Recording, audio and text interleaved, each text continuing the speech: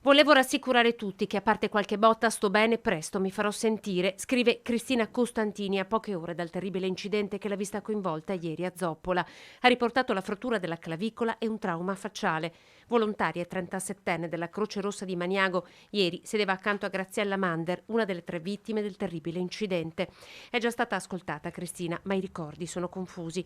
Insieme alla sua sarà fondamentale per chiarire che cosa sia accaduto in quel tratto di strada la testimonianza della 64enne conducente del SUV che non è riuscita ad evitare l'impatto con l'ambulanza dopo che questa si era scontrata contro il camion. Il comune di Pinzalo al Tagliamento ha proclamato lutto cittadino. Graziella, ricorda il sindaco, era una colonna della nostra comunità. Nel periodo Covid il suo apporto è stato fondamentale.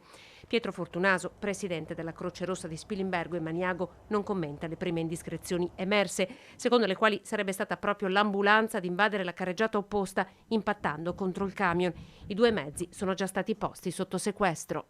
Sono 22 anni che guidava l'ambulanza, era un'autista esperta, ancora non sappiamo le dinamiche dell'incidente preciso, però c'è la testimonianza del secondo volontario che era in quel momento a fianco dell'autista. Non si ricorda molto bene, però le forze dell'ordine l'hanno già interrogato. Graziella Mander faceva anche parte del consiglio del comitato che proprio oggi per lei si è riunito.